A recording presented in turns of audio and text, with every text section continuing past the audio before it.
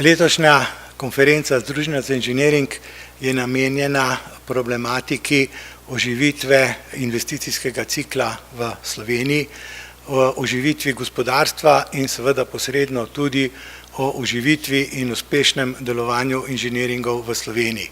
Hkrati pa smo to konferenco združili tudi z podelitvijo nagrade za najboljše inženiring projekte. To nagrado dobi podjetje Esoteh d.d.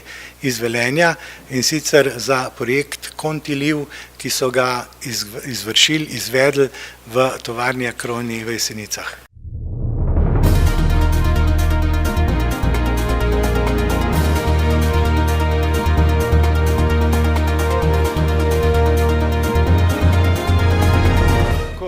Letos prvič podeljujemo nagrado za najboljši projekt, ker smo ocenili, da je pravzaprav to del identitete, kulture inženiringa, ki je potreben tako navznoter kot navzven v naši okolici.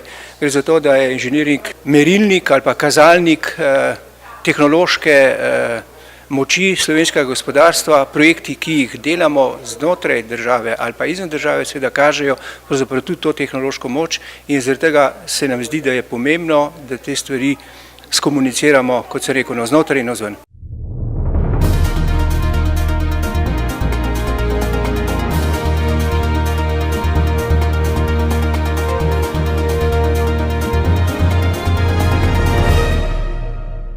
Strani naročnika gre tukaj za bistveno tehnološko posodobitev procesa.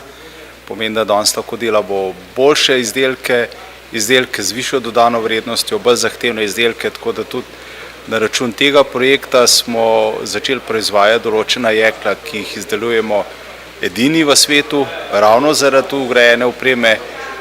Kar se tiče pa same izvedbe, torej čas izvedbe je za nas ključnega pomena. Dnevi, ko ne proizvajamo, za nas pomenijo izpad dobička, izpad proizvodne, in tukaj je izvajalec dejansko odigral svojo vlogo popolnoma. Projekt je imel to značilnost, da je bil čisti inženirski projekt v metalurški industriji.